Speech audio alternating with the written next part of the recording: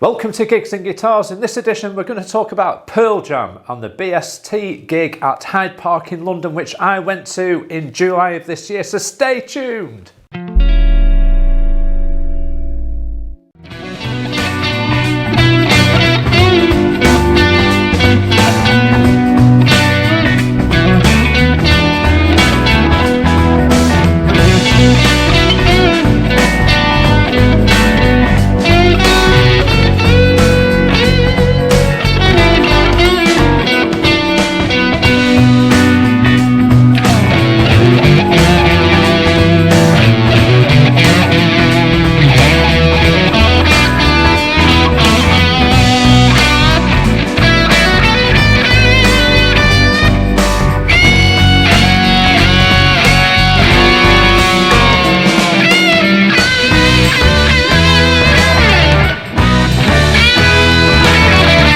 If you're new to the channel, well, I hope you enjoy this edition of Gigs and Guitars, and I hope you watched the previous episodes that I filmed. But equally, I'd love it if you consider subscribing, liking, and hit that bell notification button so you'll know exactly when I'm putting out another video into the world of YouTube. Awesome. And also, huge thanks to the recent subscribers. You know who you are, and thank you ever so much, guys and gals. It really does mean the world to me. It really, really does.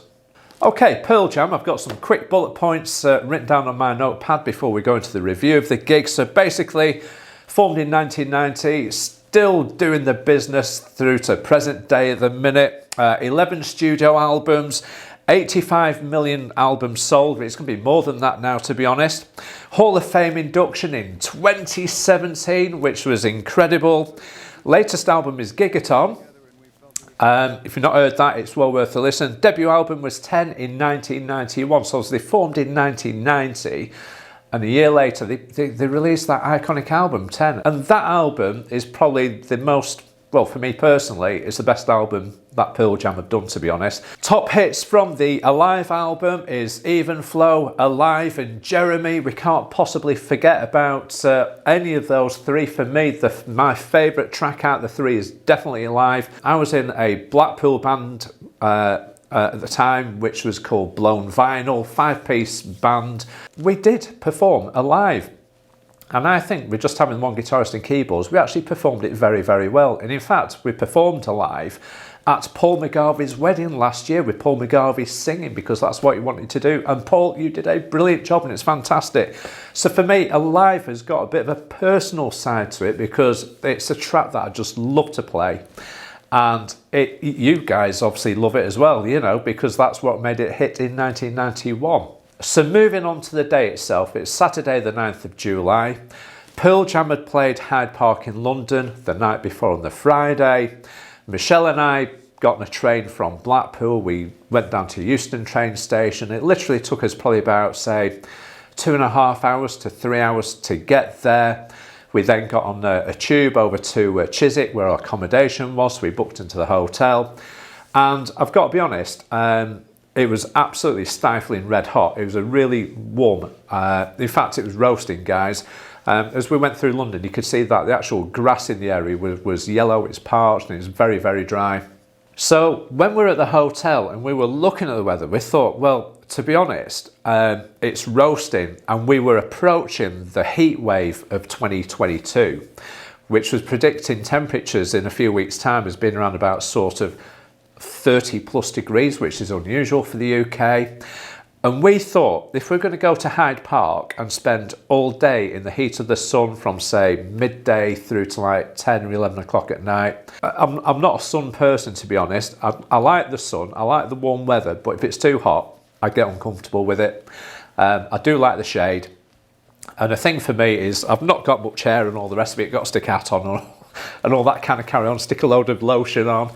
And I thought, what shade is there going to be in Hyde Park to allow me to watch the other bands that were on before the main act, being Pearl Jam? So we made a decision really based upon the hot weather, and we decided to leave it late in the afternoon, whereby we actually contacted a cab to come and pick us up, and the ticket said Hyde Park, Pearl Jam, enter by the north entrance at Hyde Park. So we found two police officers who were really, really nice, and they said jump on a bus and get off at Marble Arch, which is the entrance to Hyde Park, which is what you'll be using.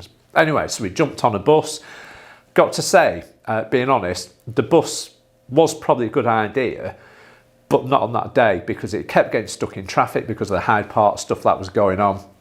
And to be honest, the bus was red hot, the air conditioning wasn't working, it was absolutely stifling, and it would have been far better in hindsight to actually walk that distance. We'd have got there in half the time, and we probably got there a bit more fresh and a bit more cooler and everything else. But anyway, we were into Hyde Park. We could hear Stereophonics. We're just about finishing their set before we actually got inside there. We got through the barriers and stuff very, very easily and very quickly. They scanned our tickets quickly, which was really good. Plenty of staff knocking about. We got ourselves into the actual venue, and all I can say was Hyde Park is a beautiful, beautiful place. And the arena, if you want to call it that, which is, at the end of the day it is a park, was huge, and it was great. And all I can remember really was going in and thinking, right, there's the stage right in front of me. Where do we want to be for this gig? Do we want to be right at the front where the atmosphere is? Michelle's on the short side, so she doesn't really get on with crowds because she basically can't see anything. She's too short. It's either that or we bring a pair of ladders with us, and she's going to kill me for that. So we decided we'd probably be around about sort of 2/3 of the way back. And that meant we had plenty of space to either sit down or stand up. We're on grass. We were fairly close to the toilets near to us, and indeed all the refreshment stores. And there's plenty of them, guys. You could get anything. You could get pizzas, burgers, any kind of fast food was available. They had bars open. They had coffee wagons and stuff, things like that. And I have to say, this event was really well put together by the organisers of BST at Hyde Park. We decided this is where we were going to stay. Now, what I could see when I was looking around was evidence of people suffering from the exposure of direct sunlight for many, many hours. And I think that's one thing that we were keen to dodge, which we did. And there's a lot of people who sort of turned lobster red during the course of the day. Anyway, so we got ourselves set up, and there was some families around.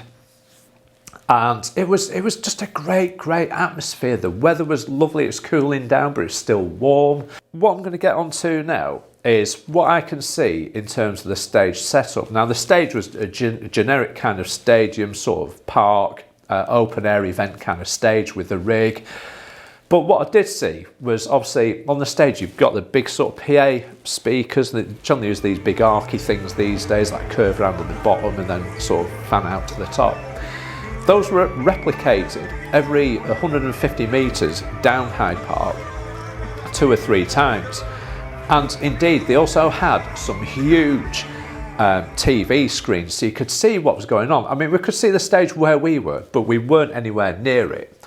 So the screens afforded us a good view of exactly what was going on stage, but we weren't right in the hustle and bustle of being at the front in the mosh pit or whatever, you know. It was really good because this is where Pearl Jam have basically nailed it, to be honest, and it is in the sound. And I've said this before in previous videos, guys, if you're a top band out there and this is your bread and butter making a living, whether it's vinyl, CD, tape, streaming, whatever kind of media format you're actually promoting your artistic content on, the sound has got to be good. And this is what I talk about all the time. The mix has got to be good. You have to be able to hear everything from wherever you are. Pearl Jam nailed this. Bearing in mind, we are in an outside environment where there's no natural acoustics at all whatsoever. I could hear every instrument in that band. I could hear every bit of vocals going on. I could hear everything.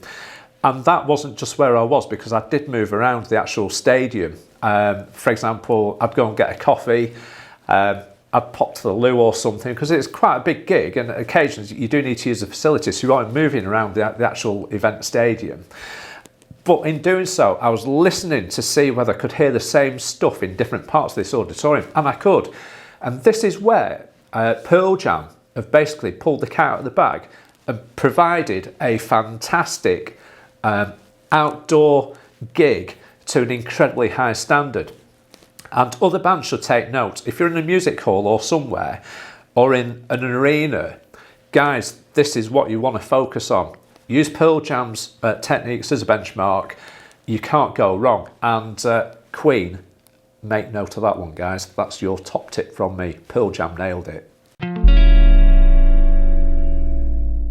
To just illustrate, BST, who are basically the promoters for this event, who are basically hosting Pearl Jam and Stereophonics on the night that we were there, the weekends before that, they had Elton John on, the Rolling Stones, Eagles, Duran Duran, Nile Rodgers and Adele, and there was others, and the list goes on. And I have to say, guys, you really pull the cat out of the bag, not only with the top performers that are there, but indeed to include, say, for example, facilities, space. BST have also got themselves sorted out really well with the marshalling, with their private security to deal with basically any incidents that came along.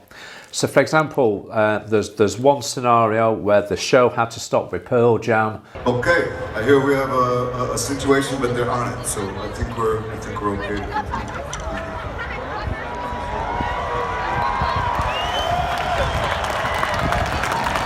I think there's somebody suffering from exposure, so they had to get some paramedics in. Now, basically, the security staff did a good job of that. The show started again. Probably about half an hour later, sort of near to us, there's a bloke knocking about. He'd had a bit of a drink and he stumbled through a young family who sat down having a bit of a picnic with young children there. Security dealt with that very, very well. There was no issues at all. It was all very, very professional, and they got the job sorted. And I have to say, so it's not just the bands and the artists, it's the overall sort of performance, the overall sort of experience for me, which counts, which is why I make these videos for you guys. So when I come to a conclusion at the end, hopefully you will have a very good idea of what to expect at BST 2023. And having checked their website today, they've just announced that Billy Joel is on next year, if you want to go and watch Billy Joel. I'm there next year. We're watching Bruce Springsteen. His 2 shows are sold out already, and we're not even into October yet, so there you go. So halfway through the show, we had a guest appearance from Johnny Marr, no less. Absolutely brilliant. He performed with Pearl Jam. The Throw Your Hatred Down. I had to look at my notes there.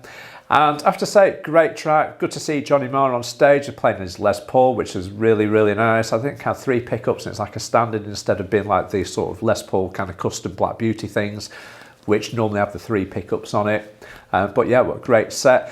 I did have one slip up though. I went off to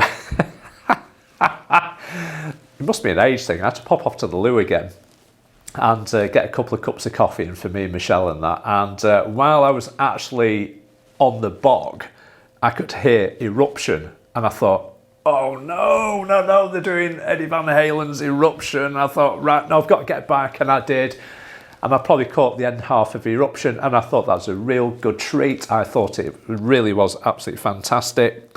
And that brings me on to the actual set list for the night. So, now the thing about Pearl Jam was they actually said at the start of the night, they did say that there's going to be differences in the set compared to the previous evening. And to be honest, I have to say, they were bang on it. They were dead right.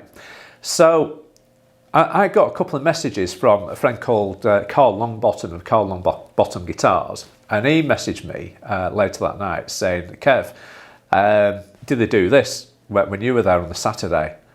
I said, no, and we were comparing notes. But what we didn't know at the time was that Pearl Jam were actually releasing their set lists on Instagram. So the Friday nights up and then the Saturday nights, and I'll put them on the screen for you now so you can compare for yourselves exactly what they did Friday night in contrast to Saturday night. So have a look at those now. In relation to Pearl Jam themselves, guys, we're not getting any younger. I'm certainly not getting any younger, but the Pearl Jam gig was just dynamic. The music was fantastic as always. The performance was brilliant. The lighting was spectacular. The actual environment we were in as the sun was going down just made it magical. We're in Hyde Park. It's much better than these cold feeling arenas we often go to. one thing that I did think was uniquely interesting was they had sign language people actually on the big video screens who were doing sign language for people who've got hearing difficulties, so they get to hear what Pearl Jam were talking about, what they were singing about. And I thought that was a really nice touch, and I've never come across that before, and you'll see that on the screens now, and I thought that was really, really nice. So, would I go and watch Pearl Jam again? Well, the simple answer is yes. And would I watch them at Hyde Park again? Without a doubt. And to be honest, it was a very, very good gig, very well put together, and I can't fault it in any way. So from the Gigs and Guitars YouTube channel, Pearl Jam, BST Hyde Park, and in the spirit of the album 10, you guys get a 10 out of 10. I can't say any more than that. I really can't. It's just freaking brilliant. God. Oh dear. And as I said at the start, guys, if you did like the content here today, please think about subscribing.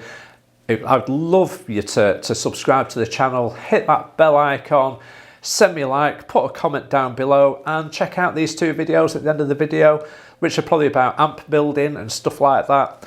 But yeah, if you like what you see, please subscribe. And there's always time in the day for a brew.